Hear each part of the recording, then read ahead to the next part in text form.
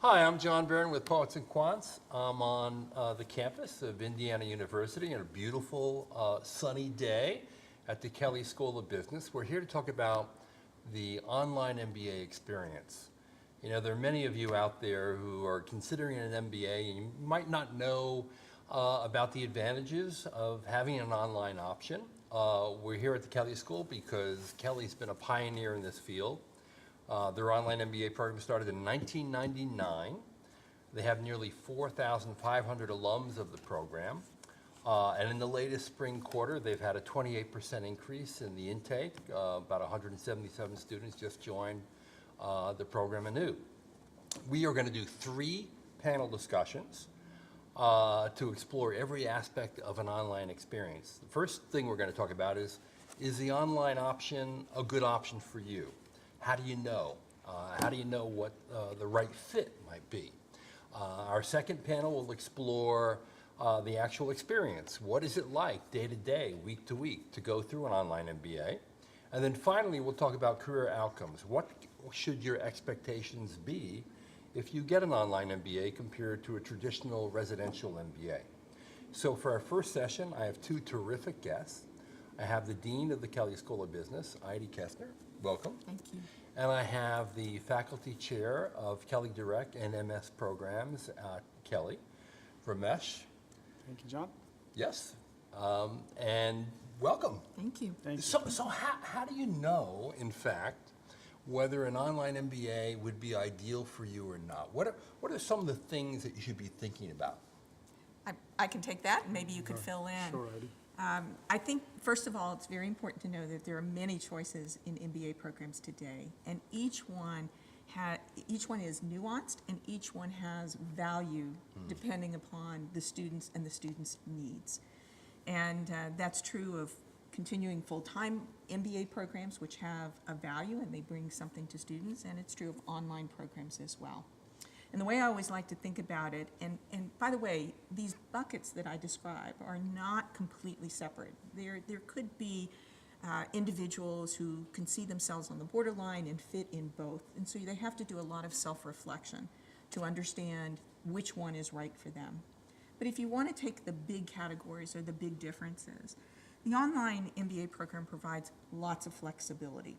So you can, it's usually over a quarter, from a quarter to quarter period, so they're oftentimes set up as quarters. You can choose when to come in and when to stay back if things are particularly crazy at your work environment. You have to maybe take a lighter load sometimes. You can take a right? lighter load, exactly. Yeah. And so I think that flexibility is very important. And I oftentimes say to people, if you're in an industry that you really like, if you're with an organization that you feel very comfortable with, but you need to develop greater breadth or even depth of your skills, then considering an online program to be more effective in that industry or more effective in that company is a great option for you. You're not ready to step away from your job, but you have these opportunities, but you know you need more. You know you have gaps and you need to fill those gaps.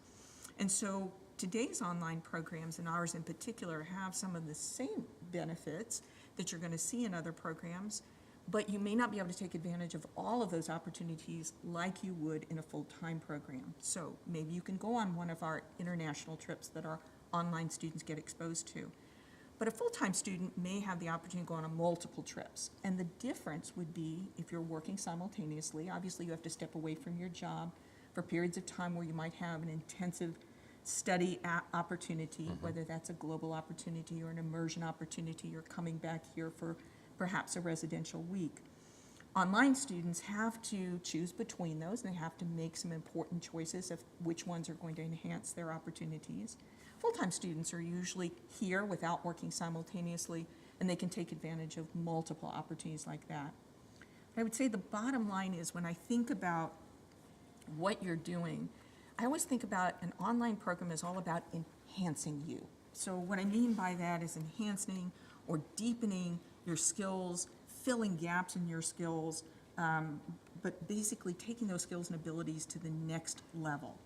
And it may be that I already have great networks and I want to leverage those great networks, so I want to learn how to do that better, how to leverage those networks. Full-time programs are perhaps about transforming you. I want to take 2 years. I want to step back. I want to go deeply into understanding who I am, what my skills and abilities are, and what is the best industry, the best company for me, the best way to do it. And oh, by the way, I need to develop new networks. I need to spend my time developing those with my peers, with the alums from this program, with the faculty from this program. Those same developmental opportunities also exist in online, but you're also having to leverage the networks that are part of your existing activities within Right. the organization. So I see it as always enhancing versus transforming. Right. So if you wanted to make a more radical shift in your career, maybe changing industries and disciplines, maybe a full-time experience that allows you an internship, might be a better option for you. Exactly, because that summer internship, you can test it out. I really want to transform my career. I want to go somewhere different. And so for most full-time programs, 2-year programs here in the US, especially top programs, that summer between is going to be your opportunity to test out that new career path or that new industry. The online program, of course, you're still working in many cases for your organization. And so that testing opportunity doesn't exist in the same way. The other benefit, however, is that you actually get to apply what you've learned immediately. That is a benefit of online programs. You do get to go back into your job, take some of the techniques that you're learning, pull them back in afterwards after you've tested them out, work with your professors to sound out how you can do things better. You know, a lot of people out there think one online program is like another online program, and that is definitely not true. You have programs that are pure online where you never have a live session with a professor, you never step foot on campus, you don't do a global trip, you don't do an immersion in a city, and then you have what's often referred to as blended programs. And Kelley Direct is more of a blended program that actually avails itself of many of the components of a traditional residential MBA. Talk a little bit about those different elements, if you can. Sure. I think you absolutely hit the nail on the head that we try to keep the flexibility of the program going so that people can continue to balance their work and family with their education, but also give the kinds of opportunities, if they choose to develop deeper bonds with their colleagues, have more face-to-face experiences, right? So there are 3 aspects at Kelley that I think truly we believe in and are important, and that also make it more blended, as you called it. So the first one is we have these 2 required in-residence weeks. They are 1-week intensive. We give them a live case study that they actually work on to help a company solve a business problem, and they are here in Bloomington for a week. First at the beginning of their program, and the second one about halfway through their program. So even before they begin to take a single online class, they come to campus first? For the most part, yeah, depending upon when they start. Either it's immediately right before or maybe a quarter after, but we're very much up front. And I just might add that there's some flexibility here. So if someone has an incredibly intense work experience and they have to delay that residential week to another cycle, they can do that as well. Yeah, I would say about 95% take it in the beginning, and a few of them take it later. So I think that does 2 things. One is it brings them to campus, shows them the buildings and everything else that we have, and the classrooms. They're in the same classrooms that all our other graduate students are in, and so it gives them a connection to the campus, which is important. Because And the faculty and their classmates. And they are part of our our network of alums. Eventually, they will become. So that's important. They also get to feel good about helping a business with their problem and feel more confident about the skills that they are going to either learn or what they're going to learn during that week. Which I have to say, one of the impressive things to me is that your faculty design live cases specifically for Yes. Connect Week, Yeah. do them new every time, Yes. and you always have the protagonist in class who you have to present Yes. to. They usually are here Right. in face-to-face, and you're going to present to them. So for example, last case we had the CEO of the firm here, and they were listening to their ideas, and they were going back. And the nice thing is you hear that they actually have gone and implemented some of the recommendations that the students have made, even from students who have not taken any business classes, but that's okay because they had good experience, and actually they're able to bring their experience to the table. In fact, John, I wrote 4 of these myself. I'm the dean, and I wrote 4 of these cases myself, 2 for our first Yeah. in residence, and 2 which are more international for our second in residence period. Wow. So even the dean gets involved. Exactly, yeah. And I think the nice part about that, of course, is that you not only get to work on the case, but you also have enough time to network and form your connections, which is an important part of any MBA program. And so during that week, we have specifically built-in events where people are able to connect with each other, connect with people from the same industries, same cities, et cetera. But beyond that, we also have every class and every quarter that's run has a live session every week. So it's not that you just have asynchronous videos that you watch and do assignments, but you're actually in class live using video conferencing, Zoom technology is what we use. And the faculty member, these days with online technology, you can do a lot. I mean, you can put them in breakout rooms, you can make people, get control of the screen and share their ideas and annotate their ideas. I mean, you can do a lot of things, even beyond what you could actually sometimes maybe do in a traditional classroom. So we make sure that the experience is not a one-way street. It's not just somebody lecturing to you, all the things that you would typically expect in an MBA program where you would learn from each other, learn from the faculty. We kind of do that. Plus the live classes are recorded. And they're recorded for So those that they're cannot. archived. Absolutely. Yeah. So those that cannot attend can watch it later and learn from that. Or those who need a refresher on the content. You want to watch it again because you Which would is like to something see you it. can't do in the real world, Exactly. incidentally. Yeah, Exactly. I think there are some classes, especially our more quantitative classes, that people are very happy to have it recorded, so they can go back and look at those principles and so on. And then of course we have these optional global consulting trips and immersions in different countries, as well as immersions on a specific topic within local cities where they're working for a Fortune 500 or a firm trying to solve a problem for In them. Chicago, New York, and Silicon Valley. Chicago, New York, Silicon Valley, depending on where the client is. We did one Yeah. in Atlanta, we did one Oh, in Dallas. okay. So, it depends on where the client is. We try to, rotate the topic, and there's one in Tampa on healthcare that happens. So we kind of work on that aspect. So I think going back to Idie's theme of flexibility, we have flexibility in all these activities that are complementary to the core education, if you will, and people can choose to take as much or as little of them as they want, but they're available to them. So, but then there are a few things that are required so that you actually get to both connect with the people and be on campus and work on the live case study and so on. So I think those are things that we're very proud of, as you've mentioned. Those are not easy things to pull off every year. Every year I have to, come up with 4 different cases, and well, my faculty have to, and I mean that's not an easy task to come up with new companies and new clients willing to do that. But we have great faculty and great resources here at the Kelley School and great alumni network that allows us to get those things on the table. I mean, the other thing you have, which was always surprising to me, is clubs. Clubs and organizations, the whole extracurricular activities that occur in a traditional MBA program are an important part of the growing experience, professional development. Right. I might, yeah. Yeah. I would just going to say that is very unusual. You highlighted something that's very unique.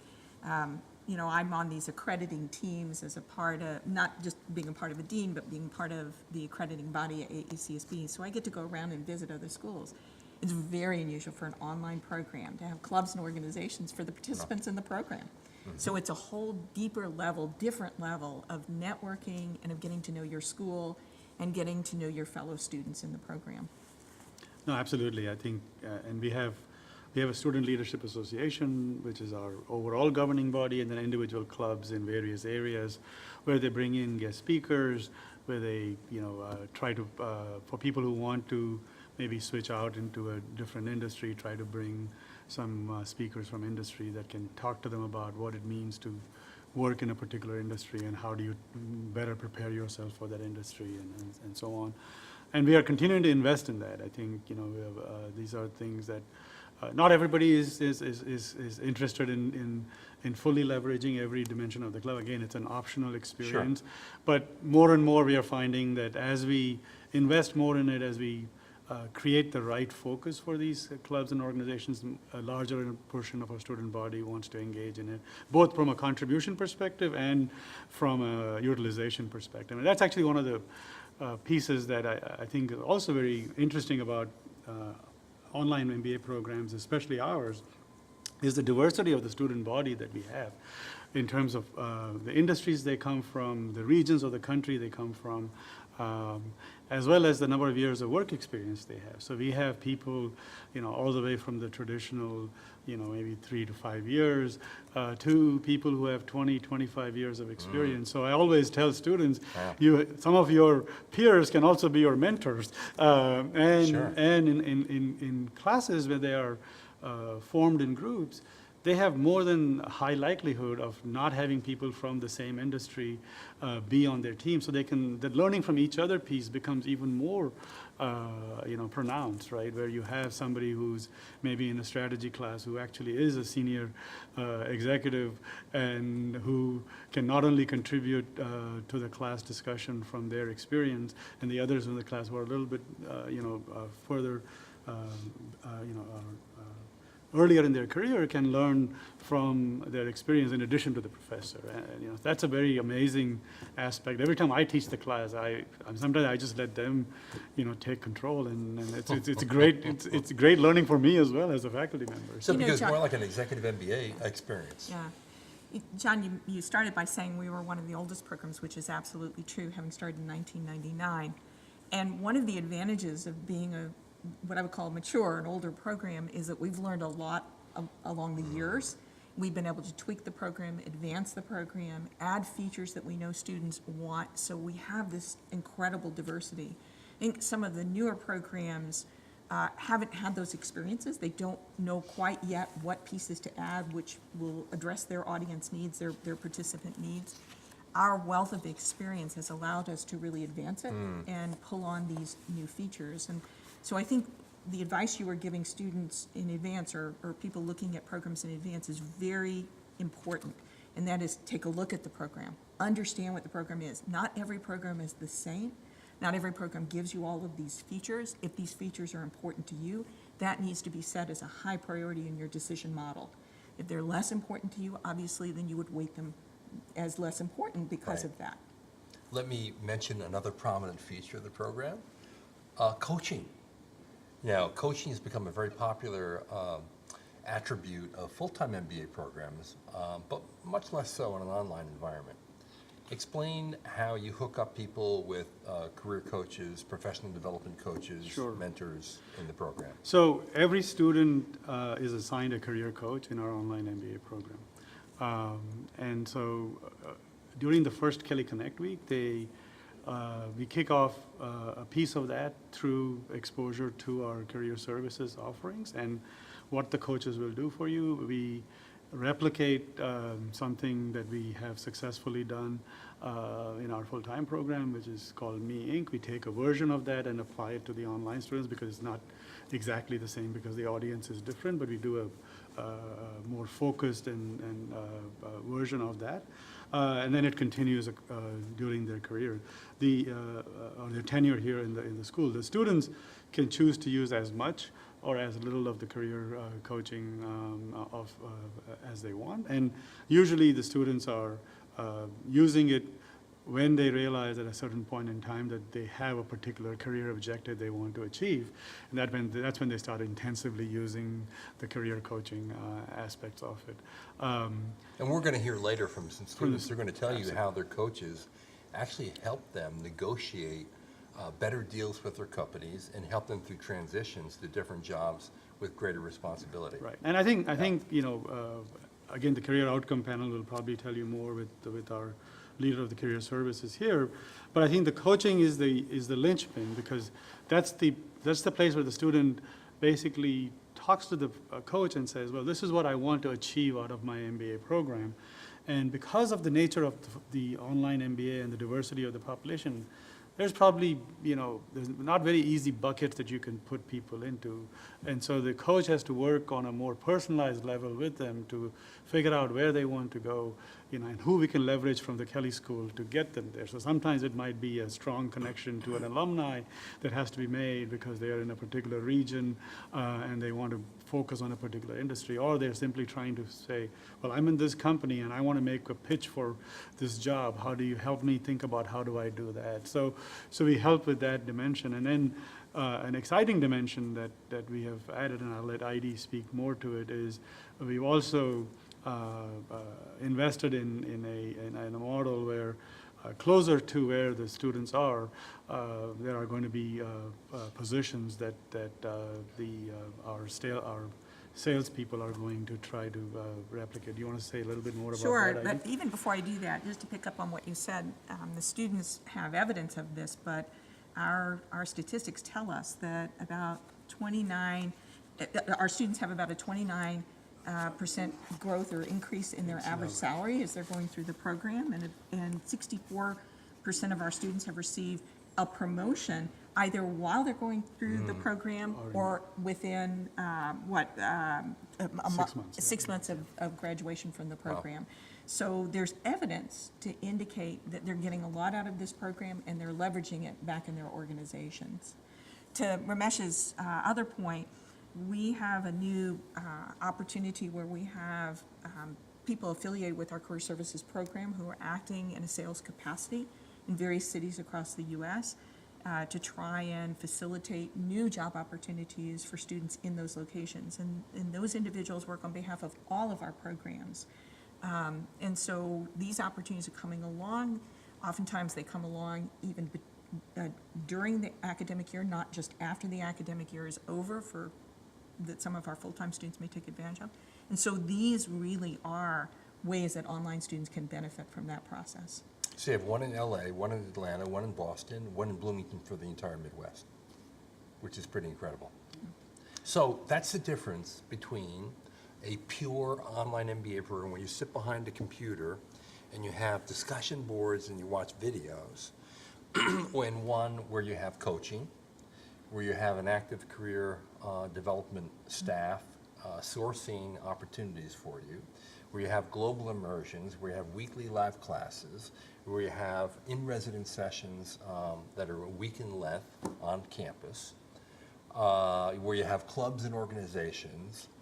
And when people look at the different prices of online MBA programs, these are the things they need to be thinking about. Absolutely. Because you can get no frills, nothing, you sit behind a computer and you interact with no one in real time. Or you have something that's as close to a residential experience as you can get. Yeah, it's the difference between you just need something on your filler on your resume, or you really trying to develop your skills and advance yourself and deepen those areas that are going to help you throughout your career. Right. And that's important. I mean, if it's just a filler on your resume, that's one kind of program that you're looking for. If it's something far more deep in terms of developing yourself, that's a whole different kind of program. That's true. There's actually one other aspect I was Yeah. going to highlight, which is inherently something that happens in an online program, which is that you learn how to work in virtual teams.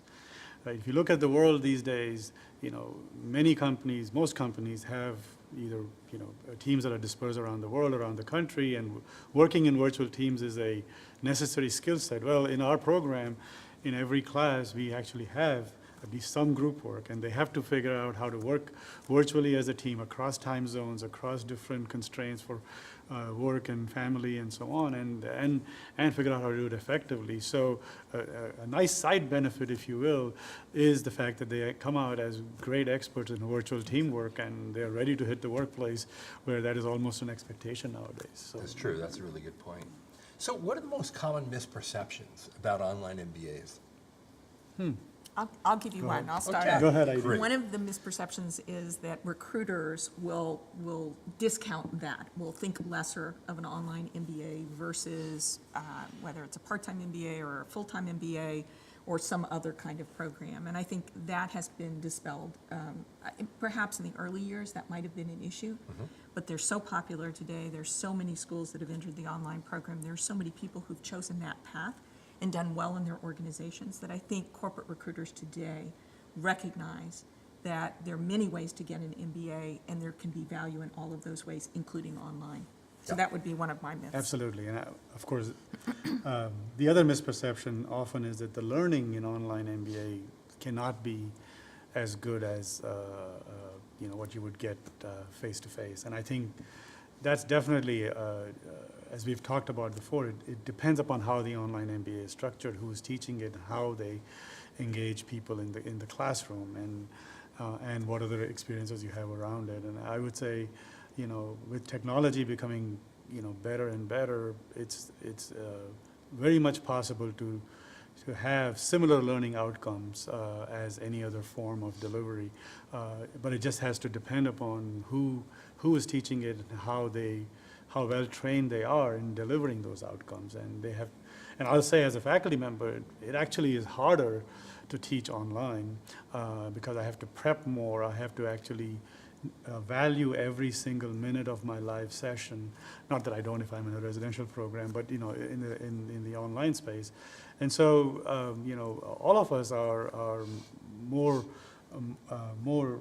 prepared to ensure that the learning outcomes out of each of the live session is very strong. And then we also are then looking at investing a lot of time into what material we ask you to prepare for ahead of time, which we actually do ask you to watch some videos and do some assessments before you come to the live session. And so those dimensions of one feeding the other, I actually think sometimes leads to more positive learning outcomes. And you can already see some of this is feeding into residential programs as well, across not just the MBA programs in general, where people actually expect students to watch some content before they come to the classroom. What we sometimes term the flipped classroom. Right. So that actually emerged from the online space into the residential Right, space. and for us, it's the same faculty, and that's Yes. very important. These are not hired faculty members from outside. It's not a unique group that teaches in our online program. It's the same Absolutely. faculty teach across all of our programs. Absolutely, yeah. So, Right, yeah. which is another thing to look for, in fact, when Absolutely. you're looking at online MBA programs.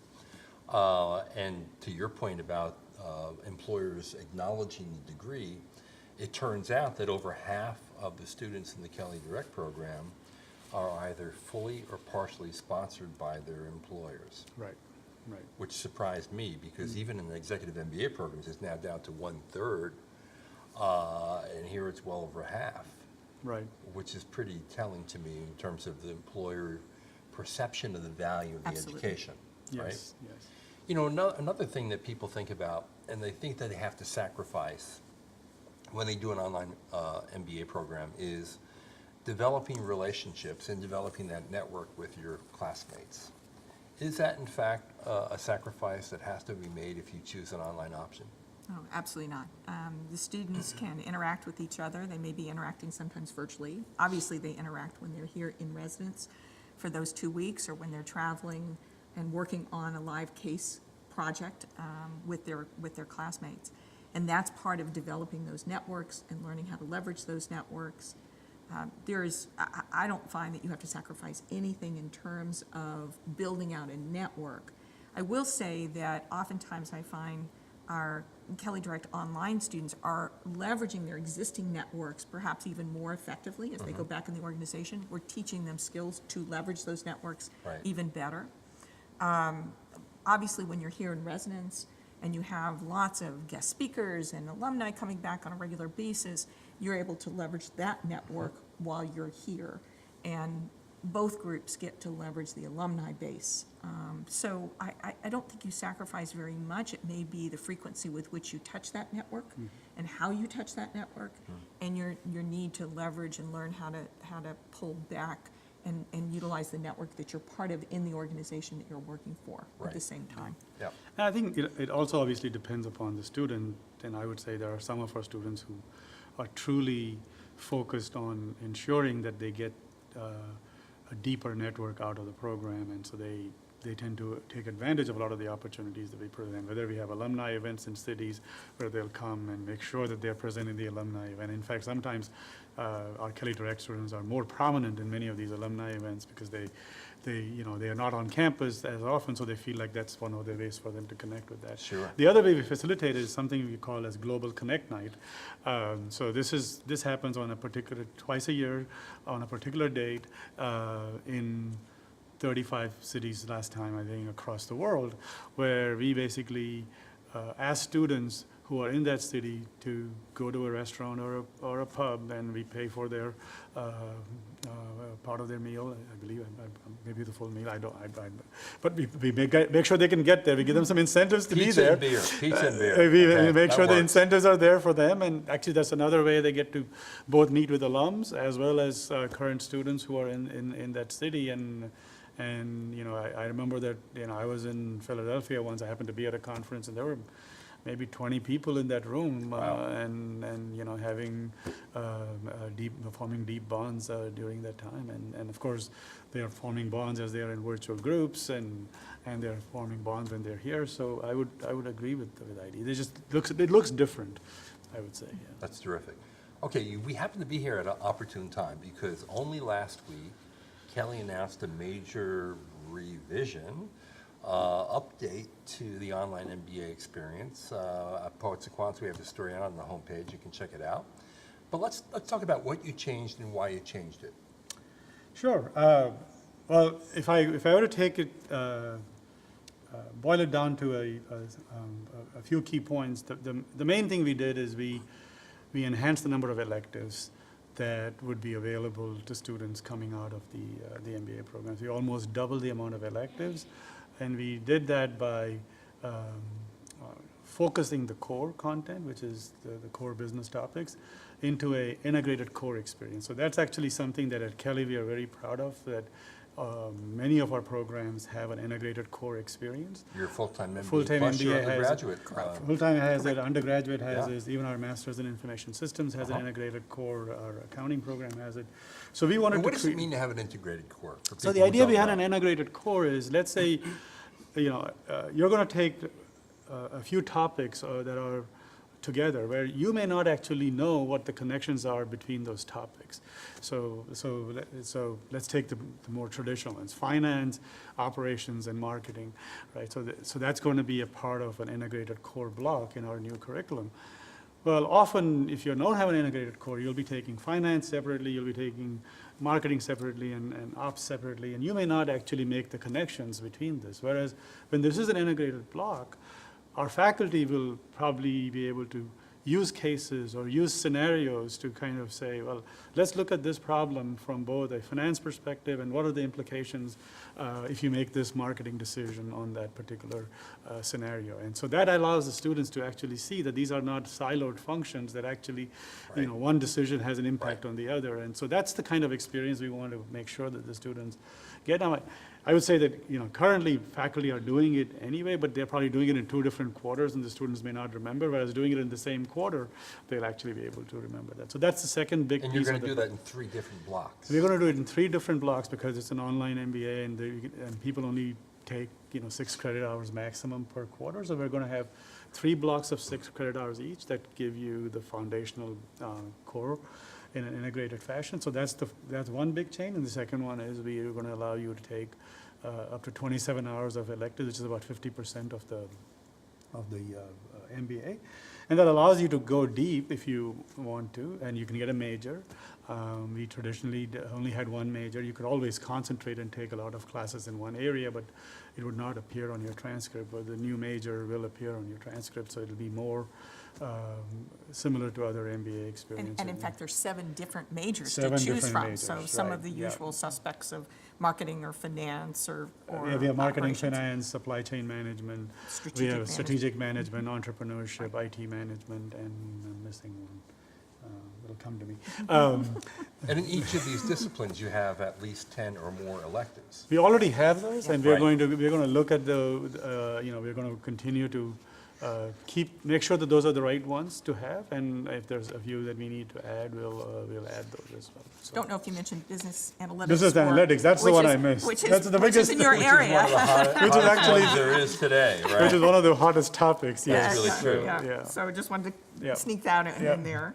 So it's the electives, it's the majors, it's the integrated core that's Yes. part of that, while still maintaining all All of the the- great experiences before, Right. the Because global Because you didn't throw in experience. any of the good We didn't stuff throw any out. of the good No, stuff we didn't out. throw any We of kept it all out. the stuff. And in fact, and added in these fact, components. I will state it, explicitly that the only time you have to take 6 credit hours, which is part of the flexibility, is during those 3 core blocks. Right. So only for 3 quarters you have to take those 6 credit hours. The rest of the time you can still, choose to go back down to 1 course per quarter or take a quarter off, to continue with the flexibility theme. So But still with the residential weeks that we talked about, still Exactly. with the opportunity To to do do the immersions. the immersion courses and the trips and so forth. in fact, I think what I think will happen is that now that we have more electives, people don't have to choose between, well, do I go on the immersion or do I take a deeper course in one area? Now they can do both. And so I think people will have the opportunity to do both. And the other thing I wanted to mention, which is already exists in our program, but it'll become more salient, is that you also get we always have career development courses in our program, and they already take it, but now with additional electives that you have, you will actually be able to pick that up as well and say, okay, I'm going to take a career development course and then take a deeper dive into, let's say, consulting as an area, and then I can take courses there as well in addition to subject matter area courses. So we're very excited about If you'll this permit me, I change. just want to add a point on this. So this is one of the benefits of going to a large online program. Right. When you go to a large online program, you have more choices. You have more electives that you can take, you can interact with more faculty members, you network and interact with more students. If you join a small online program, I understand the intimacy of that and the value that that may have, but the choices are going to be fewer. And you're going to have to take what they're giving you, because at the end of the day, schools still have to operate from a cost-efficient standpoint. Right. And so when you're running these large programs, you can still run these opportunities, these options cost-effectively. I think you could safely say there's no other online program in the world that offers as many elective courses as the Kelley program now. You don't say it, I can say it. We love it when you say those things. Because I know it. And it's not only the number of courses that you're allowed to take, it's the choices that you have within that framework. Because if you think, at least 10 in each of the 7 disciplines, that's a menu of 70 right there. Right. And there are a lot more than that. That's mind-boggling for an online MBA program where typically you have a very small little menu. It's this one or that one. It's that limited. Yeah. Right. And I think it comes from having our breadth of disciplines in the school and Yeah. the breadth and the depth of faculty in each of those disciplines. I think that's something that, I've been here in Kelley 21 years, and I think that's a very unique aspect. And the fact is, all of those disciplines on various rankings are always in the top echelon of each of the disciplines. So I think that combination is absolutely something that I think we are proud of in Kelley in general, that allows us to leverage that expertise in creating all these electives and so on. So. Now, here's another change you made, and it's not necessarily inconsequential for someone who has an undergraduate business degree. Mm-hmm. You've now allowed for 2 courses to be waived. So if you're an undergraduate business major and Yes. you want your MBA, Yeah. you can come into the program and pick up 2 more electives by waiving the two core classes. Is it accounting and quant? Accounting and quant, you still have to show competency in that. Yes. Let me be clear. Indeed. Okay. It's not waived So automatically. your skills may not be rusty. And Yeah, so we'll have Okay. some way of demonstrating competency, but That's absolutely, totally you're legit. absolutely right. We allow you to waive that and allow you to then take additional electives. We still, we feel like that will allow some of the people who, are undergraduate majors and in business who are thinking, well, should I do an MBA, and what do I, gain out of it? I think this allows them to gain deeper skill sets and knowledge that, would go above and beyond what they learned in the undergrad, because the electives that we will be teaching will be deeper and probably very different from what they, took there. And the integrated core will also be different, because there'll be as much learning from both the content being taught differently, maybe more case-oriented, but also, as we talked about, learning from each other, and that's, Right. With a diverse population that exists, the learning from each other is going to, give you a different perspective on the same topics, and some of the topics you actually gain a different perspective once you've worked for a few years, so that's another dimension of why Certainly we true in wanted. management. Yeah. Just to be clear, the two courses you're talking about are in the group called Business Fundamentals. Business fundamentals. And that does not affect the The core, integrated core, core. right, yeah, you So don't- I just want to be Right. Yeah, clear you don't get that to you're waive out not, of the core. right, Right. you're not Absolutely. You get missing very- out on this integrated experience, but it's Yes. fundamental courses that are needed at a certain level of proficiency in order to be effective in those integrated core Right. courses. Yeah. And now, Ramesh, I know that you think this change is going to make the online MBA more attractive to undergraduate business graduates. Yes. And you think that in the future, online MBA program is going to skew slightly younger than they do today, right? I mean, that's a question that's only time will tell, but I think if you go back to what Idie said, if people are, in an industry, in a company that they already love, and they are looking to enhance their capabilities within the realm of that, and don't want to slow down their progression, and so there's a lot of people that fall into that category who, currently are looking for alternative choices, or maybe not even saying, okay, I think the people who are basically saying, well, I'm not going to do an MBA at all because I don't want to do all of these things, maybe some of those people might find the online MBA attractive, So I think the categories that Idie identified in the beginning continue to stay the same. I think what this will allow people to do is realize that there's a whole different level of knowledge and education they can get out of the MBA program that is complementary to what they may have learned out of their undergraduate program, and that'll probably make it undergraduate business program. That'll make this attractive from that perspective. That's really my Right. my position on that. So let's talk a little bit about who actually is in the online MBA program. What's the class profile look like in terms of work experience? Sure. And the range of it, age, and the range of age from young Sure. to old? Yeah. Maybe even a slightly, we talked about diversity, but maybe you can break it down. What's the percentage look like in male, female? How many from consulting? How many from marketing? How many from? I don't know that I don't know that I have all that data, but I'll give you as much All data right. as I Give have. it to We us. have the data, you don't have it off the top Yeah, of your yeah. head. Yeah, we have all Especially that because data. I don't want to say something that's being recorded. So we have, right now we have about 1,000 students in our program, active. 27% are women, and about 10% come from the military. Our average age is 32, and it ranges from 23 to 58 right now. Wow, that's a big range. So it's a big range. I would say, That's obviously remarkable. the average is 32. I think the median is probably somewhere close there. So the average is about, 6 years older 7 than a traditional MBA Yes. residential Yes. program? Yes. Average years of work experience is about 7. We have, 10% of our population is military, from the military, and including active duty military, and 100% of our people are working, Right. and so on. In terms of geographic profile, we have about 40% from the Midwest, broadly defined, about 25% from the Mid-Atlantic, about 25% from the West and Southwest, and the rest from the rest of the country. So I think that's a geographic diversity that we have. I would say, I've tried to categorize industries, when we do the Kelley Connect Weeks, we try to put, placards and say, well, congregate around your industry. And I'll say that, it gets more and more harder to do that. So I think we pretty much have people from every walk of industry that exists in the program. And I would be remiss if I said one is more than that, more prevalent than another. I would say we have a lot we have, like most MBA programs, we do have our share of engineers, but we actually are not all engineers, that's for sure. We are, probably the, 40, 50% range engineers. And the rest come from people who are already in business, working in various areas of functional areas of business. We also have doctors, we have people who have pharmacy degrees, people who have law degrees.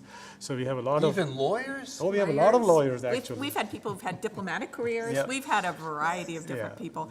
I will say that you can't deny whether a full-time MBA program or an online MBA program, the combination of engineering and business, Yeah. the MBA is That's a a strong powerful, it's a combination. very Yes. powerful Particularly given combination. the prominence of the tech industry today. Absolutely. Yeah, and I think of the engineers, the typical profile is somebody who's, as Idie said, happy with their company, they're happy, they want to stay in the same industry as a whole, but they're looking to shift out into the more managerial and business side of the industry. So that's a very common profile of the engineers we get, so. So we went wide and conceptual there.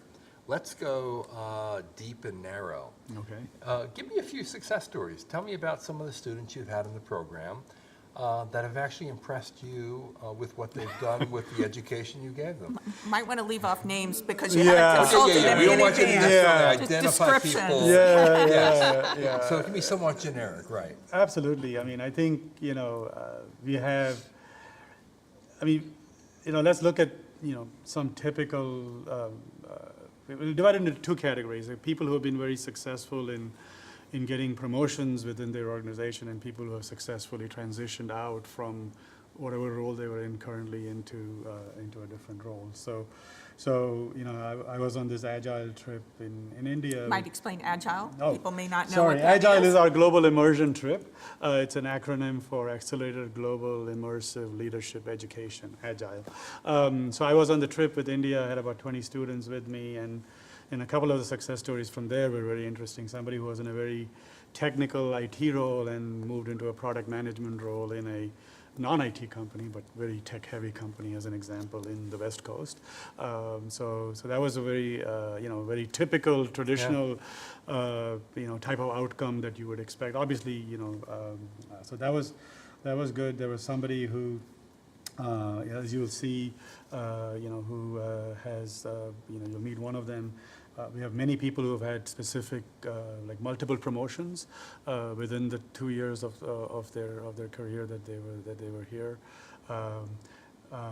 Without naming the consulting firm, somebody who got hired into a top-tier consulting firm after a career in the military out as part of our program. So, think the big three. So we had somebody who actually got hired by... Starts with the initial M. Yes. That's right. So we had that. That happened. I think success stories come in various shapes and forms. Like people have had global assignments that they attribute to the MBA program and the experiences they were able to utilize there.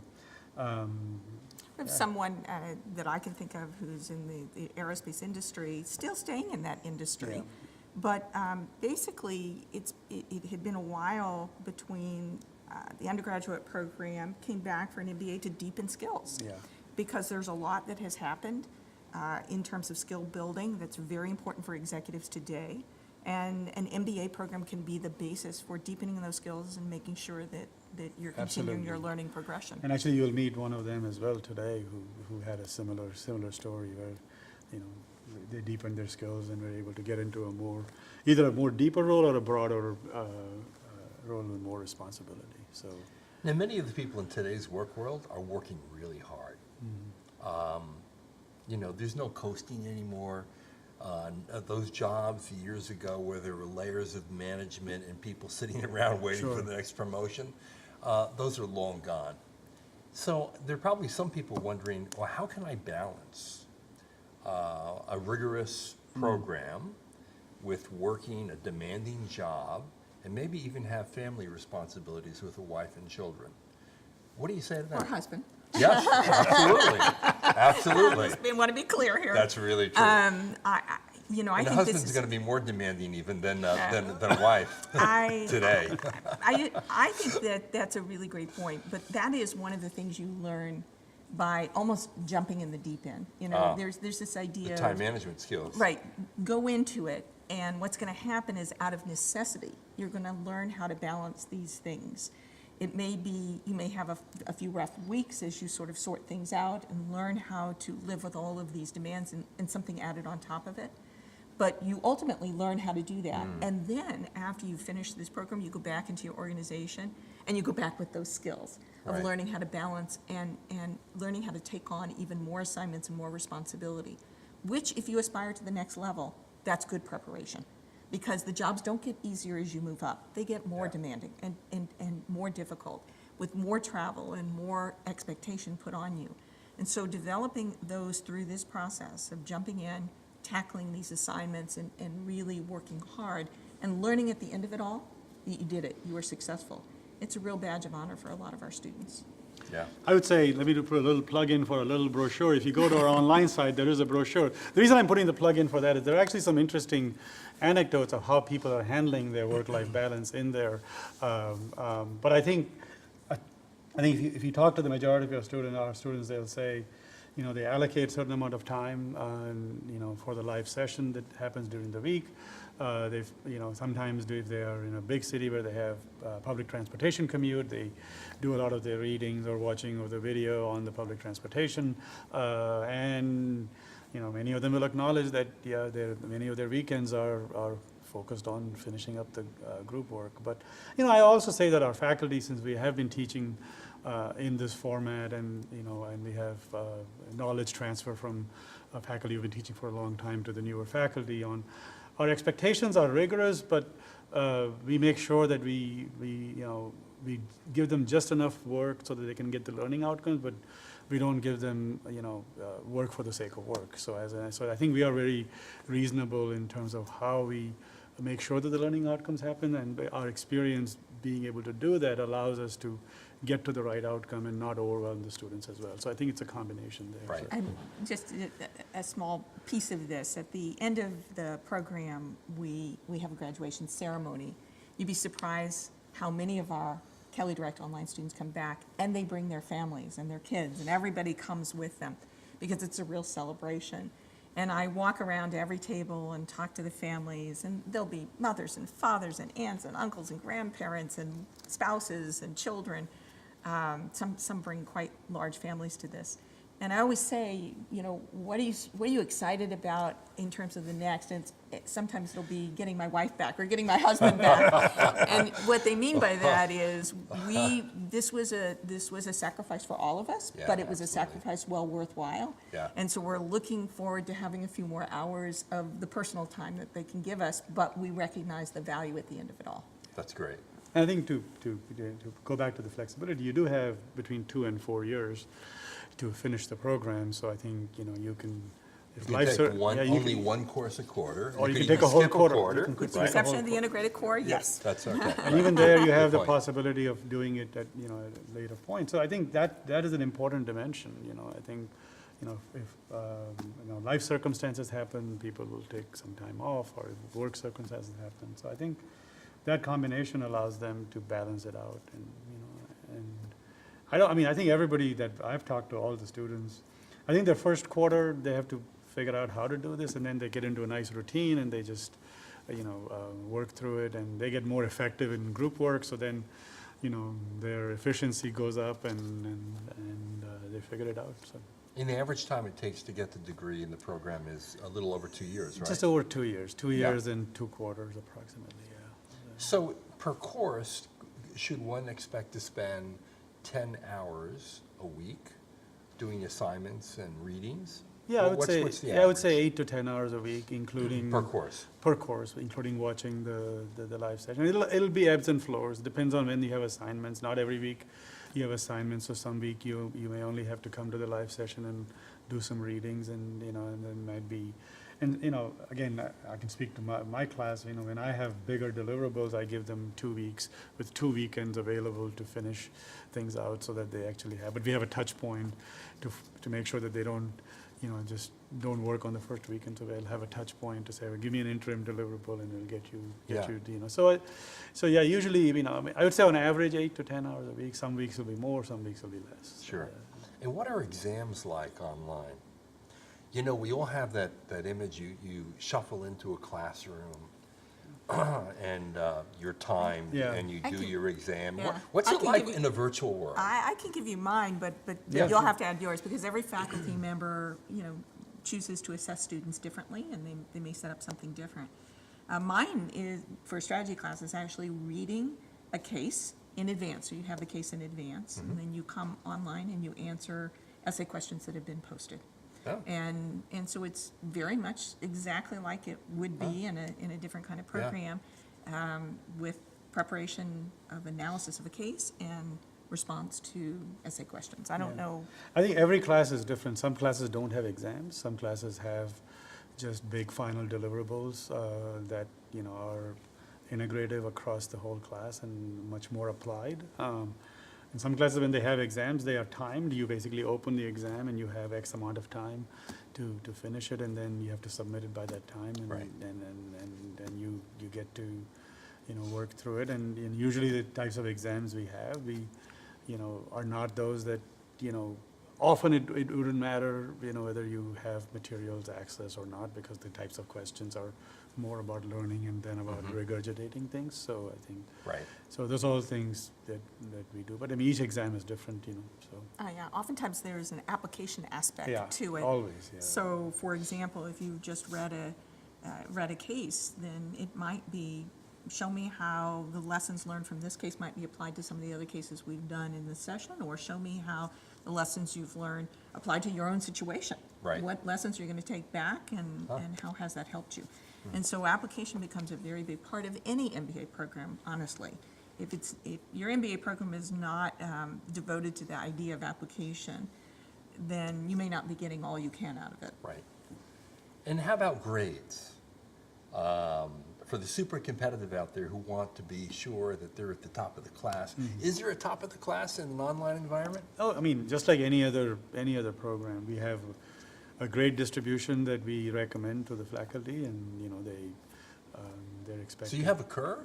Well, I'm not saying we It's have a not curve. Okay, We it's have not a a curve. recommended distribution, but I think every faculty has independent, like they have in every other And you have program. letter grades or what? We have letter grades. Okay. We have A minus, B plus. That's the university grading system, and the grade distribution is reflective of the nature of the students in the class and how much effort they put in. So. Terrific. Okay, last question. If I'm out there and I'm thinking about this, what's your best advice to me? My best advice is to take the concept that you started us with, and that is to recognize not every online MBA program is the same. To do your homework, to study it deeply, to understand the culture of that program, the format, the structure of the program, who's going to be who is your instructor in the class? Is it part of the normal faculty of the business school, or is it other people who've been hired separately? Basically, do your homework. Look deeply into the program, because not every program is the same. And then find out what your needs are. Array the things that you want to get out of the Right. program. And it's almost a checklist. Which of these programs fill my needs? How many of these programs really accomplish what I want out of this experience? And if you can do that, because to me it's a matching or fit process. It's I need certain things and I'm looking for the best fit, I'm looking for the best match. So don't go into it thinking everything is the same, but do your homework, study what the program offers, study the opportunities you can get from that. If you do that, then ultimately you'll make the right choice. And that would be my advice. Yeah, I think very little I can add to that. The only thing I would say is talk to somebody who has gone through the program, whatever program choices you have, and make sure that whatever you see on print or on video, also get the other perspective of the students having gone through it, and make sure that again the fit exists and you're willing to work through whatever the expectations are of the program. And I think all programs will allow you they'll connect you with people, or at least they should. We do, and make sure that you know what you're getting into. And I think go back to your, to what Idie talked about with your overall career goals, and make sure that first of all the MBA is right for you, then that the online MBA is the best choice. And then, once you do that, then you can look at, which are the options available. So. Right. Ramesh, Idie, thank you so much. Thank you. I think we got a lot of information out there. Thank you for joining us. This is John Byrne of Poets and Quants. Our second session will feature a couple of current students as well as a faculty member who teaches corporate strategy. In that session, we're going to really dive deep into what the actual experience is like from a student perspective and even from a faculty member's perspective. So we'll be back in like 15 minutes with our session number 2. Thanks for joining us.